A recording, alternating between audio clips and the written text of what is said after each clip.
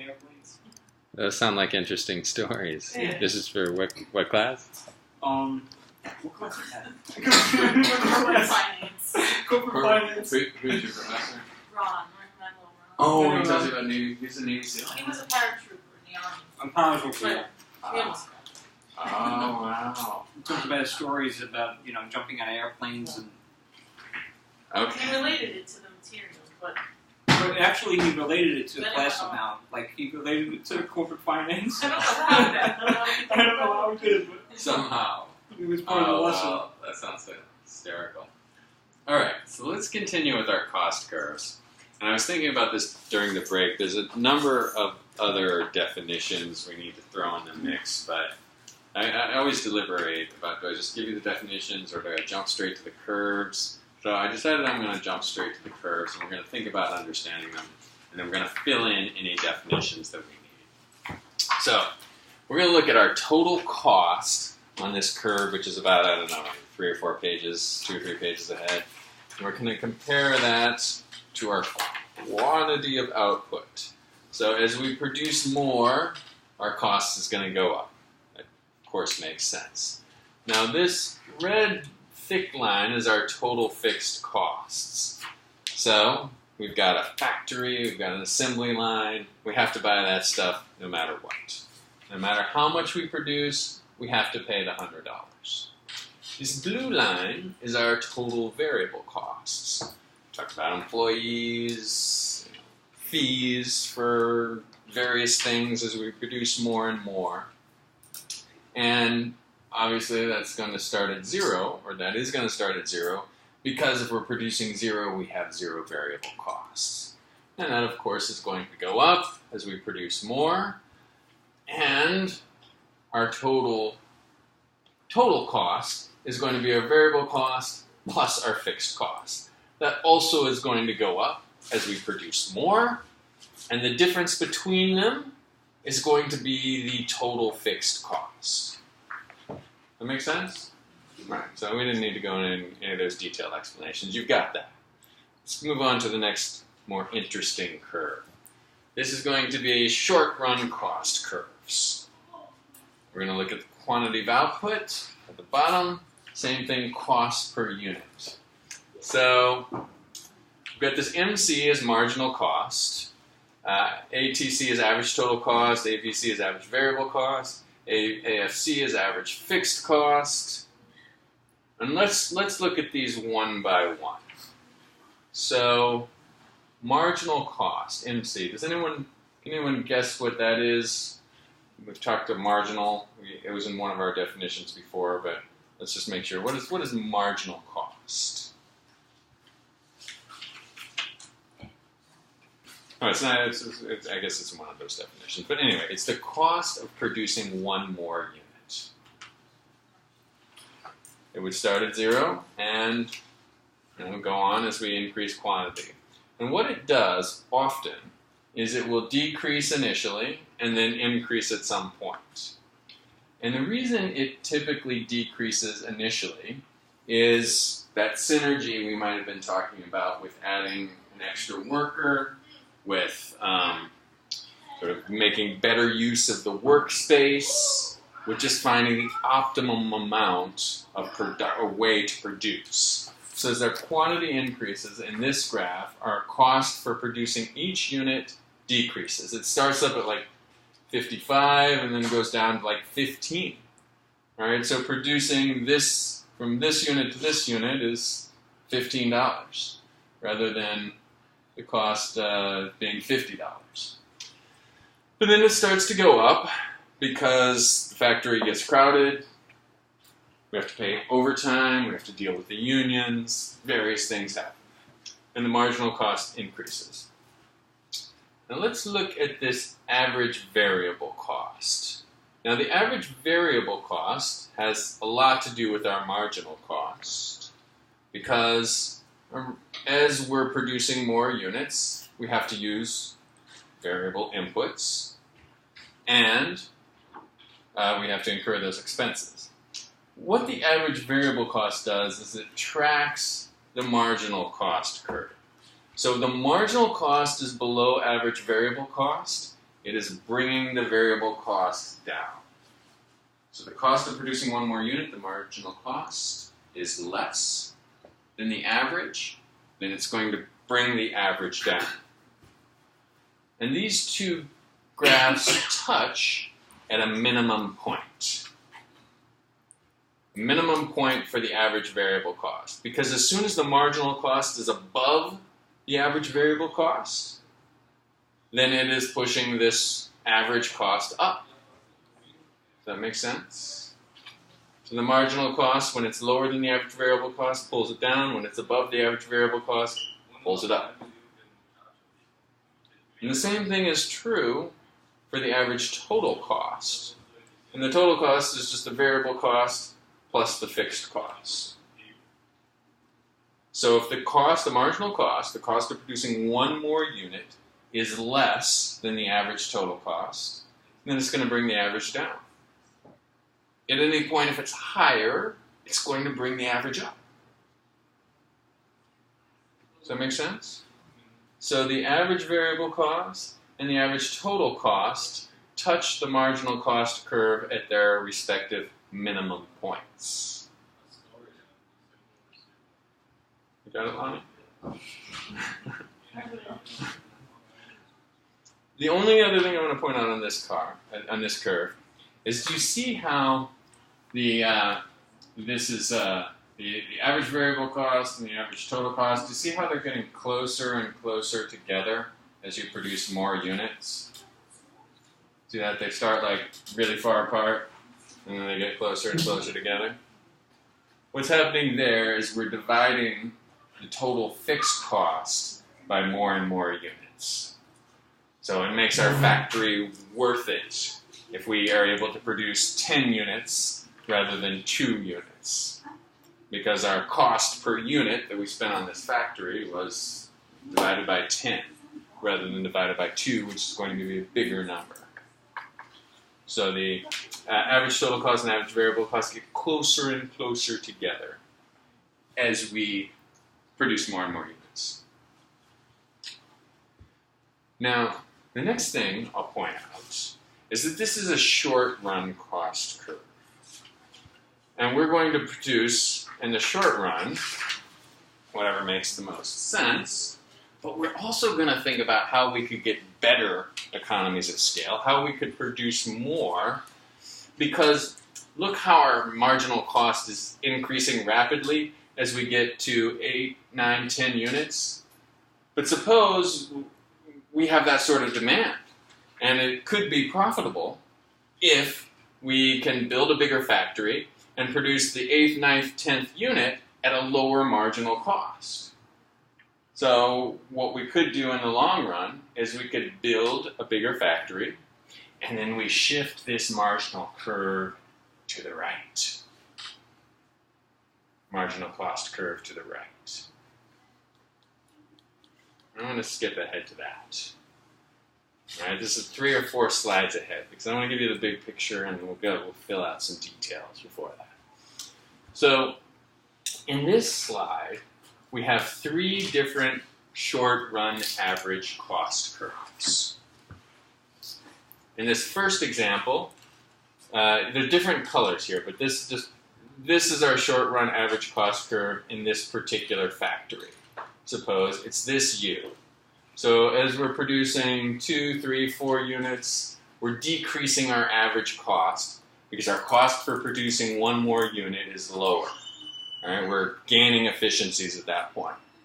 But at this point, when we're going up, we're crowding our factory. We're crowding our machines. So our cost is getting excessive. So what do we do if the market demand is appropriate for us to produce and sell more? We build a bigger factory. And over the long term, we can change anything. We can change all these fixed inputs. So our short-run cost curve goes from here, to this second U. And we can see we decrease our average cost for producing at a higher level. We're producing more at this bigger factory.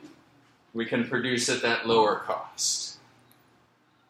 Now, at some point, there's a limit how much we can increase our factory and how much more efficiency we can get out of it. We can only build a factory so big, and then we'll have, if we needed to produce 12 units, that's what the market demanded, then what happened there?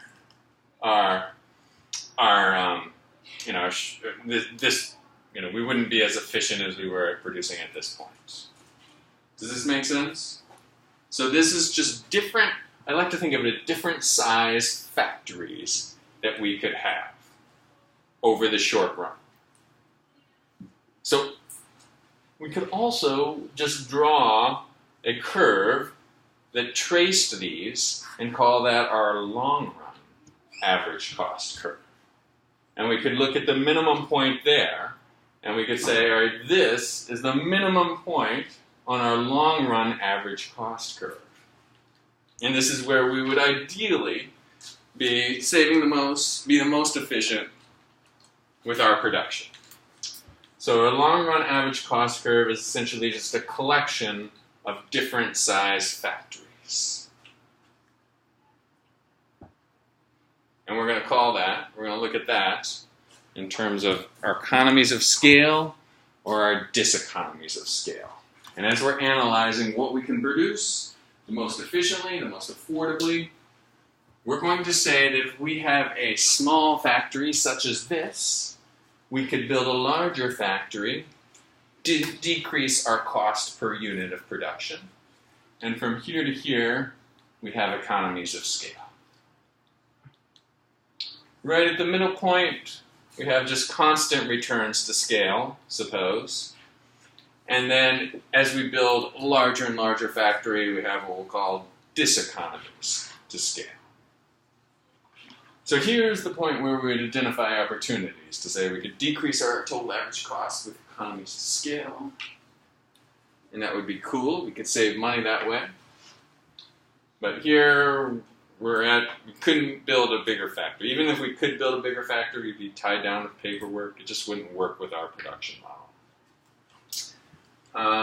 Let me skip ahead to the key slide, the 6 or so slides. We've got quantity of output on the horizontal axis, cost per unit, and we've got this long-run average cost curve. Depending on where we are, we have economies to scale, constant returns to scale, diseconomies to scale. Question? Is it diseconomies of scale when we're talking about the law of diminishing returns? Is that what that really represents as well? It plays into it, but we're looking at a bigger picture. It could include the just diminishing returns with labor. It could include efficiency with using machines. It could include, like I mentioned, the bureaucracy with HR. It could include all of those things. Other questions? All right.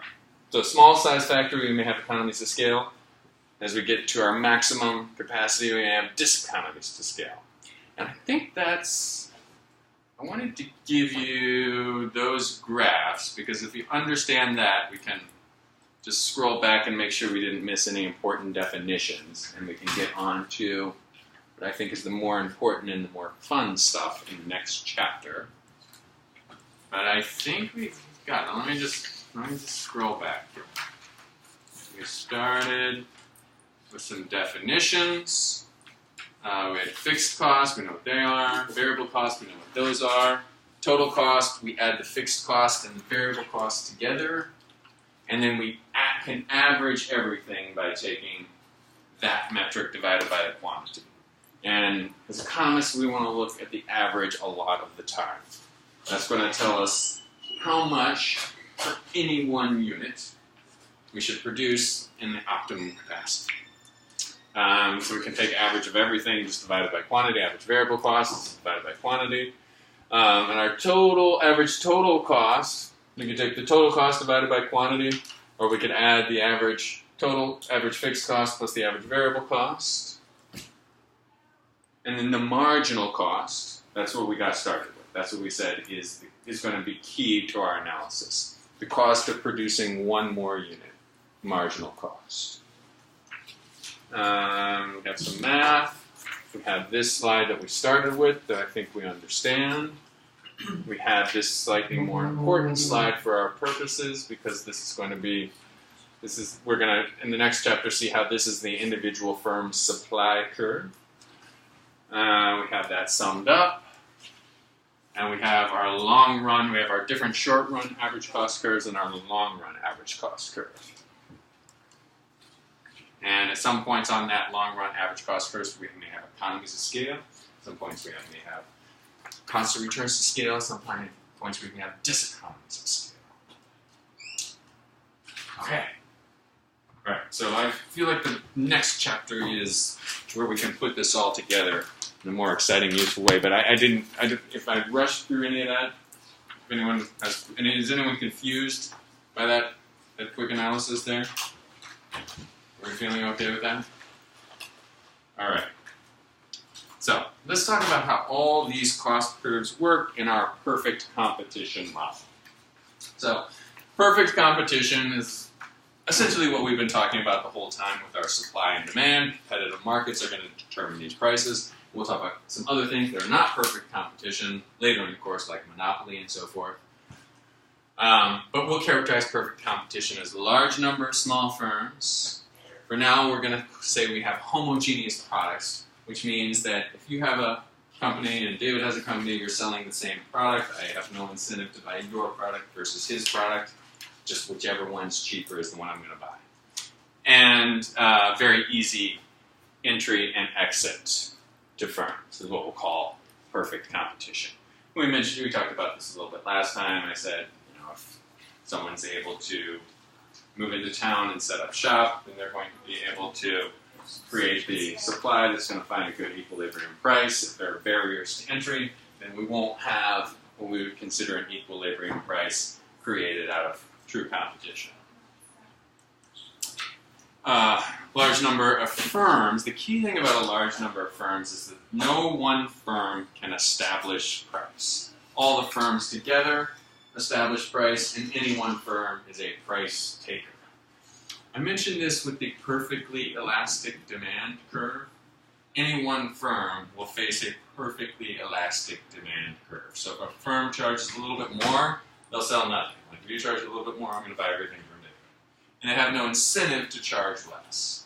So they're a price taker, and they take the price of a perfectly elastic demand curve. So large number of firms, homogeneous product, easy entry. Right? These key components for perfect competition. I mentioned a firm is a price taker, which means no seller has control over the price. All right. The price is determined by market supply and demand of all these firms. Our supply and demand that we've become familiar with. All right. Now, we're going to take the cost curves that we talked about last chapter and say how that relates to every individual firm's supply curve. But first, we have a horizontal line of the market. Yeah, I just talked about this. This is every individual firm's demand curve is a horizontal line. Perfectly elastic product because the firm's the price taker. Individual, yada, if you can't sell, if it says 1 penny less, if 1 penny more, everyone else will buy from the other person. Alright, so the only thing the firm in this perfect competition decides is how much the firm should produce. And that's where we're going to use curves that we just went over to determine what is the optimal level of production. The optimum level based on our economies of scale, diminishing returns, variable costs, and so forth. Well, we have two methods. The first I'll talk about quickly because it'll just give us a sense of the logical way to approach it. But the second one is give us more insight economically. So the first method is total revenue and total cost. So we can compare how much revenue we're making for a certain level of production. We compare how much cost we're making. And we want those to be as far apart as possible because the difference is profit. And that, of course, makes sense. But the more relevant one will be what we'll call the marginal revenue and marginal cost method. that'll put some things in context for us as we think about production levels. So for the first one, let's say we've got a quantity of output on the horizontal axis. We've got total revenue on the vertical axis, and we're looking at the difference between them. So this straight blue line is total revenue. Now it's straight because we're charging the same for each unit, so it's going to go up in a straight fashion. Now the total cost, that's going to fluctuate. And it fluctuates for the reasons we talked about, that you may get efficiencies at first, you may get diseconomies of scale. It's going to change with your level of output. And also you'll have fixed costs. So if you're selling one unit, you still have to buy the whole factory, and you've got some sort of a loss. You get up to 4 units, maybe that's 3 units, that's where you break even. Your costs are lower than your revenue. And we want to find the point where there's the biggest difference. The biggest difference between revenue and cost gives us the most profit. We like that, right? We like profit. Profit is good. Okay, so we understand that. That's all I wanted to talk about that, because now we're going to get on to the more important thing, which is the marginal revenue, marginal cost method. All right, we produce where marginal revenue equals marginal cost. Now, marginal cost, as we talked about, is the cost of producing one more unit.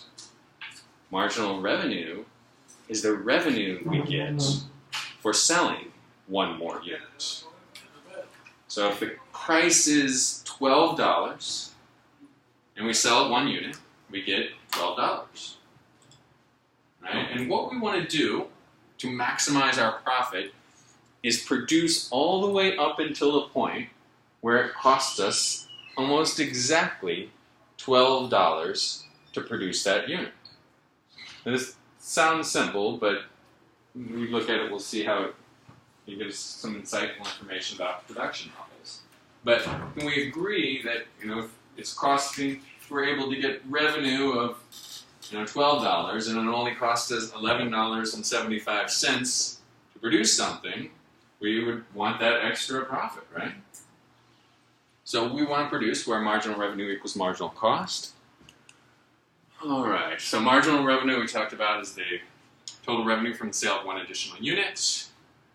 And marginal cost is the cost of 1 additional unit. All right, why we should produce if as long as marginal revenue is greater, then we get a profit from each additional unit. And if it's less, then we incur a loss. We don't want to sell something for $12 if it's going to cost us $12.50 to make that unit. All right, so let's put that all together, and you can sort of see I try to rush through the definitions because I want to get to the graph, which gives us more of an interesting way to look at this. So, marginal cost curve, we see in the red. Can someone just back up a minute, just summarize. What is our marginal cost? Cost to make 1 more unit. Cost to make 1 more unit. It decreases initially because we may have some efficiencies, synergies, and it increases at some point as well. And we have the average variable cost. And remember, marginal cost and average variable cost touch at the minimum point of the average variable cost. If the marginal cost is lower, it's pulling down average variable cost. If it's higher, it's pulling it up. Same thing with average total cost. It doesn't look like it on this graph, but the marginal cost is touching the average total cost at the minimum point. Okay, and we want to produce all the way up until the point that marginal revenue equals marginal cost. And our profit at this point is calculated based on our total cost for each of these units times the quantity produced, and we get this extra amount. So our total cost is, say, 40, total average cost is, say, $50, and the price is $70. So 50 times, so the difference, $20 times 9 units comes out to our profit.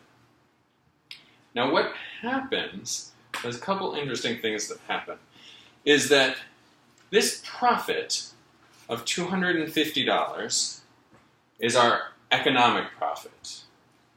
But what happens is other suppliers see that we're making a profit, and what do? They say you're making a profit in your business. We should start selling, or we should think about selling.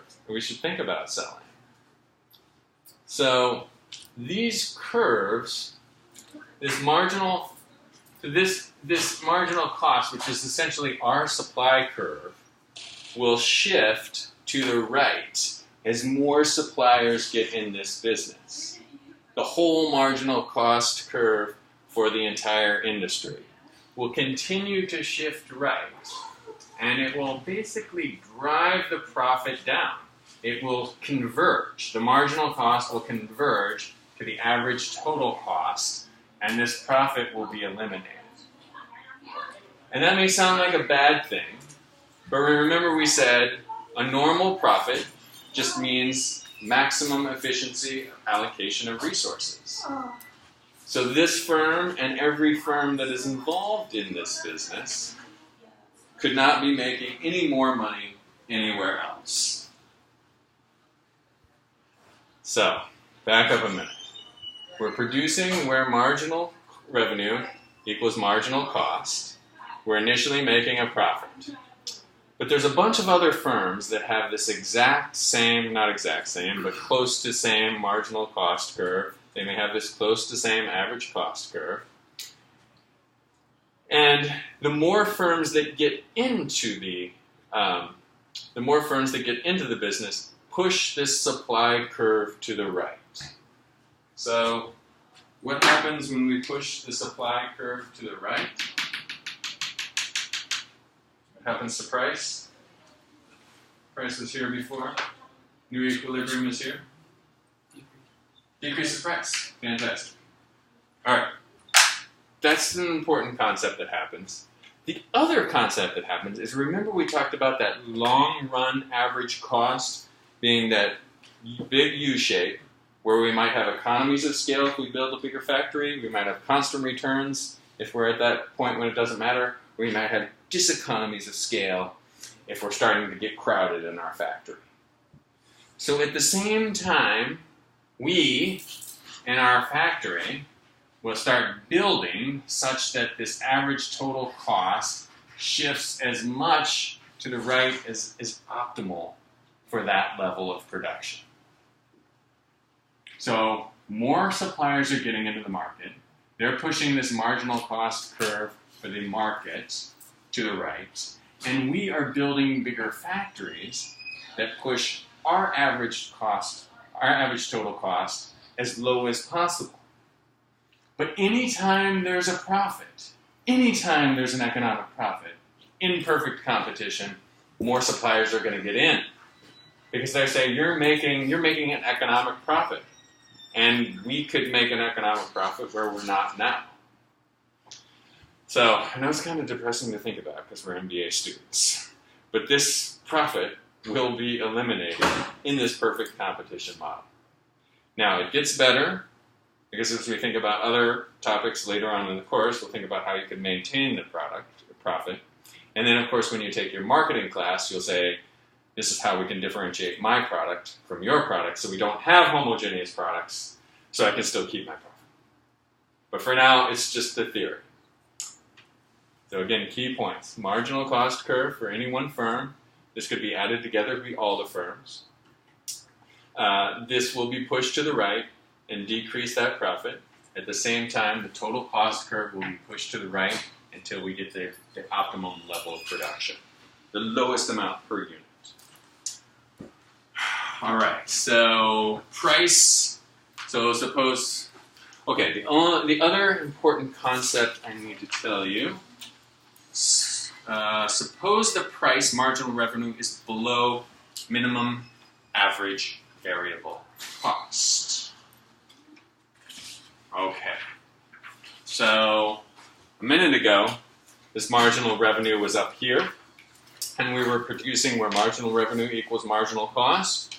And I said, that's great, we're making a profit for now, let's maintain it as long as we can till other firms get involved.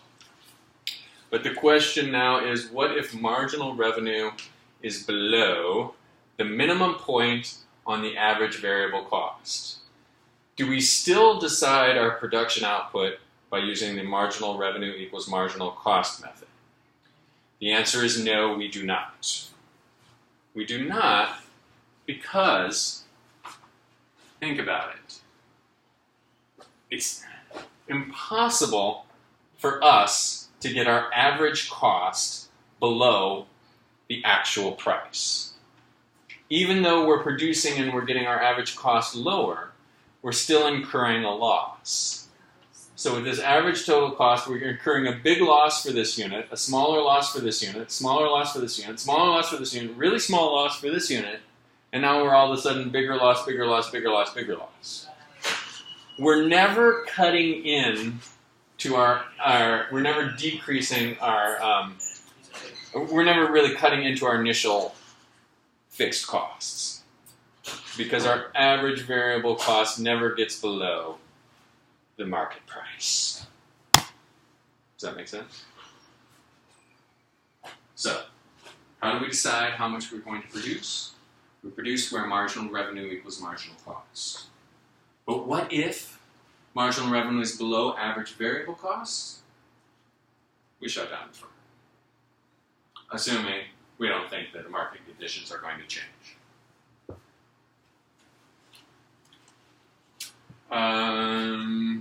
Okay, now we just went over two situations. One, marginal revenue is above our average variable cost, and we just produce as much as we can until marginal revenue is marginal cost.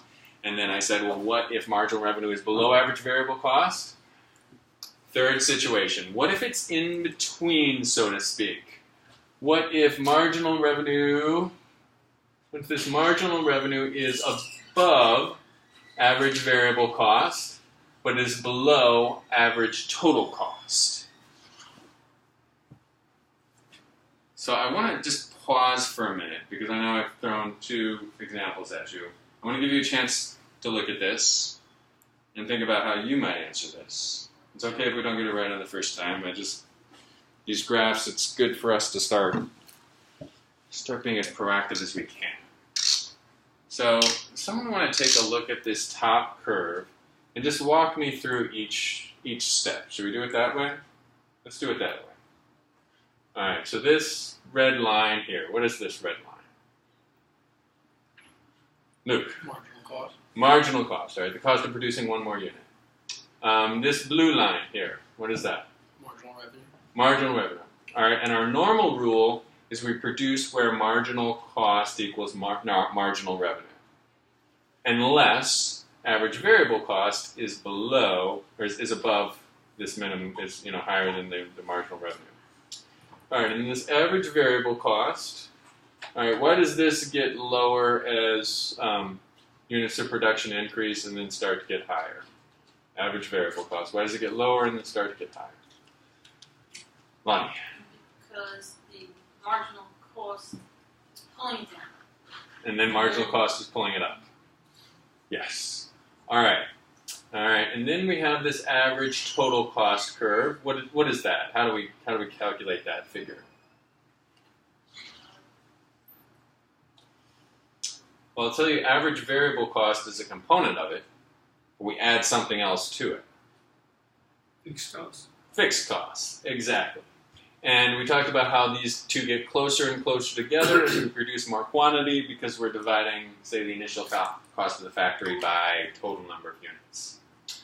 All right, so here's the thing. The marginal revenue is above our average variable cost minimum point. So we don't have the shutdown rule apply. But what sucks is the marginal revenue is below our average total cost. So what that means is we're going to lose money. Because we can't produce at a level where our average total cost is less than the actual market price. So what do? Remember, good point. I like the way you think. But remember, we are a price taker. We face a perfectly elastic demand curve. We don't have any choice. in this situation. So we can't charge more. Do we shut down or do we keep producing?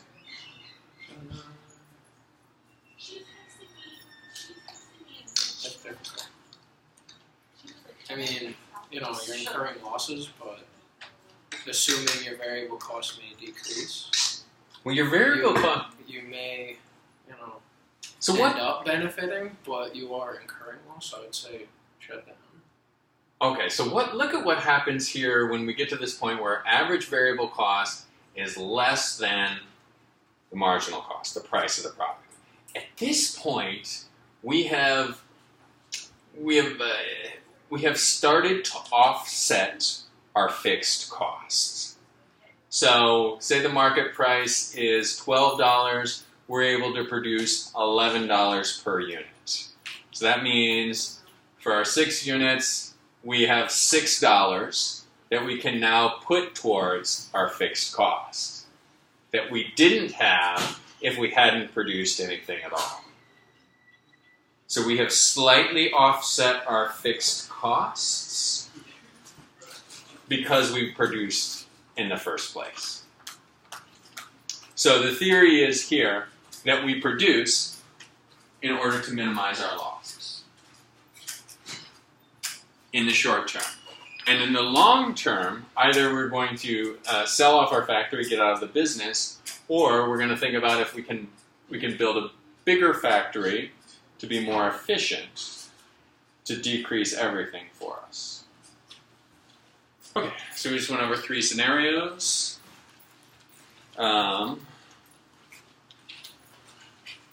If our marginal revenue is above average total cost, then we're making a profit, yes. If our marginal revenue is below the minimum point of the average variable cost, shut down. If our marginal revenue is above average variable cost but below average fixed cost, we keep producing to minimize our loss.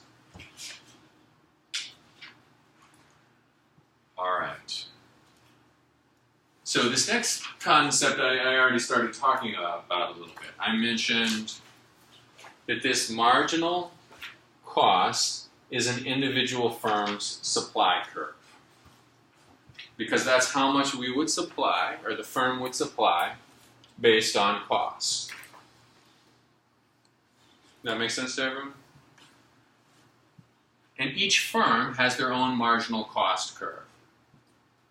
It's a marginal cost above, the marginal cost curve above the minimum point of the average variable cost. That is each firm's individual supply curve. And we add all of those together.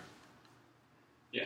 Okay, so this is individual firm's supply curve. I skipped ahead a few slides. The industry supply curve is all of those added together. This is Andre's company, this is Luke's company, this is everyone's added together. It's just the marginal cost curve for all industry players.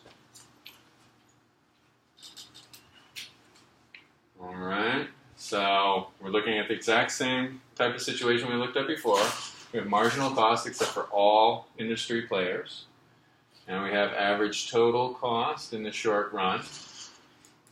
And we have a profit at this point. Now what happens when we have a profit, when we're looking at the entire industry? What happens when other suppliers see that profit? They supply. Yeah, they increase. They increase production. They go into business for themselves. So then what happens to this marginal cost curve for the industry? Shifts. Profit starts to erode. The suppliers do the best they can to get on the minimum point of the long run average total cost. So ultimately,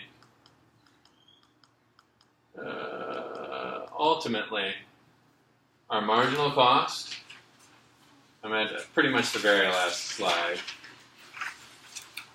The marginal revenue, we produce all the way up, the industry will produce all the way up to a marginal cost equals marginal revenue. And firms will find a short run supply curve, size of factory, which is the minimum point of the long run supply a factory until there's no more profit left, until we are at the most efficient point. And we have perfect competition, equilibrium. Nobody's sense. making any. So at that, Oh, wait. No one's making any money. Break it even? Well, no, it means we are optimally allocated. There is nothing else we could do that would make more money. So we pay ourselves our salary. We pay if this was our example, like our salary. I could rent out my room, a spare room in my apartment, but I'm using it for the factory, so that's the most I could make. I could take my retirement nest egg and I could invest it somewhere else, and I would earn 4%, but I'm earning 4% here. My resources are optimally allocated. And this is, the economics value statement. That a free market, perfectly competitive system will utilize resources in the optimal way that is best for society. And what is best for society is determined by what people are willing to pay. And there are, of course, some problems, externalities. We talk about things that aren't incorporated into this demand curve. But this is not necessarily a bad thing just because we have zero economic profit. Now, I mentioned that this gets better in other classes. Later on this quarter, we can say, well, this is how we could make a profit if, say, we were a monopolist or something like that. And it gets even better when you take your marketing class and you say, we don't have a homogeneous product. My product is better than yours, so this is why you should pay more for mine. But we just first need to understand the pure theory of it. Make sense? All right. I hope you liked my... I'm going to take a couple more minutes, so don't get too excited yet. But I hope you liked my strategy of... I hope you like my strategy of going from graph to graph and seeing if we missed anything. So, all right, this last, I think that's the very last slide. So let's walk through this. At the long run, perfectly competitive equilibrium, the price is the same as the marginal revenue, same as the short run marginal cost, short run average total cost, and long run average total cost. That's what all of these things equal because of the optimization. You see, did I look at anything?